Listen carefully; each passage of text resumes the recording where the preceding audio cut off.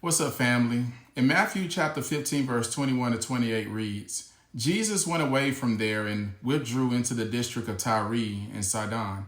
And a Canaanite woman from that region came out and began to cry out, saying, "Have mercy on me, Lord, son of David. My daughter is cruelly demon-possessed."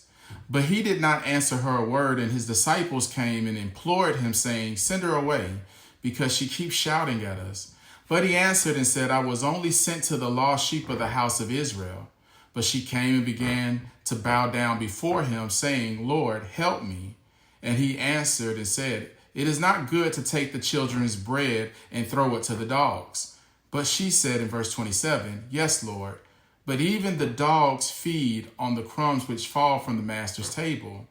Then Jesus said to her, "O woman, your faith is great. It shall be done for you as you wish."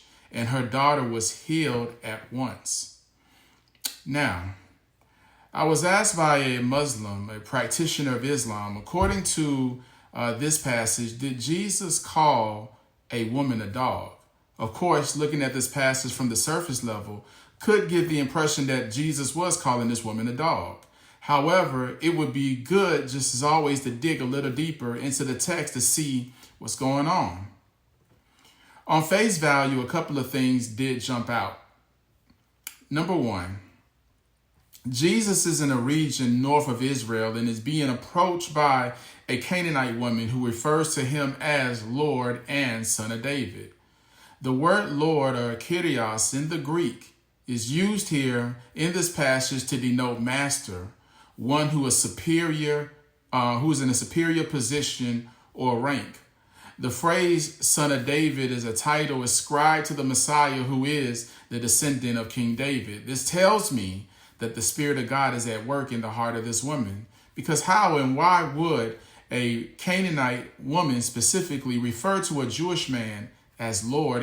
And where did she get the info that Yeshua is the Messiah? And why would she even care about the Messiah? The text doesn't say. Maybe she got it from overhearing Jesus's entourage, or probably came into some news about some healer from Galilee, and she's putting two and two together.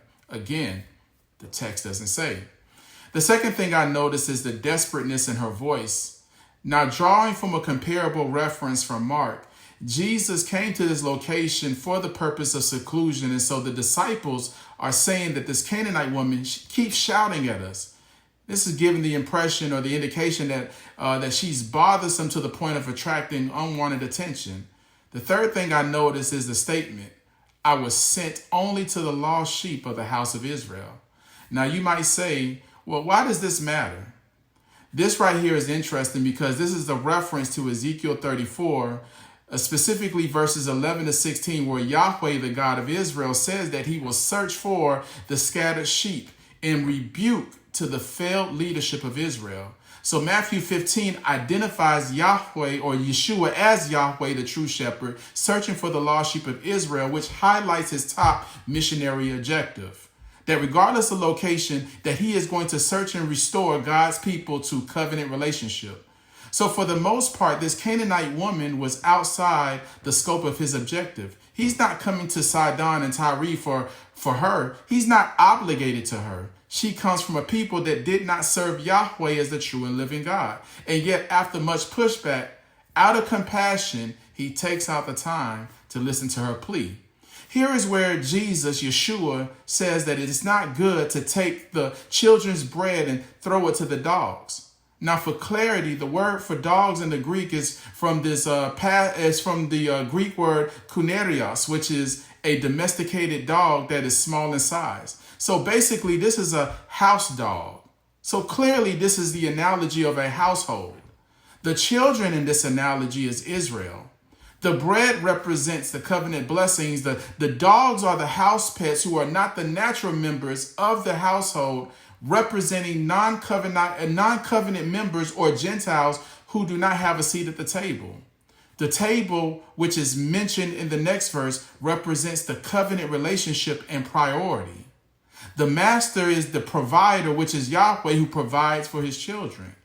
The Canaanite woman understands this analogy and accepting her position as not having any rights to the covenant blessings, which is rightfully to the children of Israel, says in verse 27, yes, Lord, but even the dogs feed on the crumbs which fall from the master's table.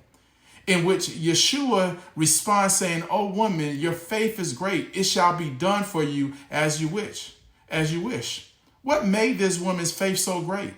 The woman is not demanding what the children of Israel was entitled to. She is saying that the crumbs, which is whatever flows over that the children of Israel may not need or even care for, is good enough for her. The residue of the covenant blessings for her is good enough to be life-changing and will not take away from what the children of Israel are due to receive.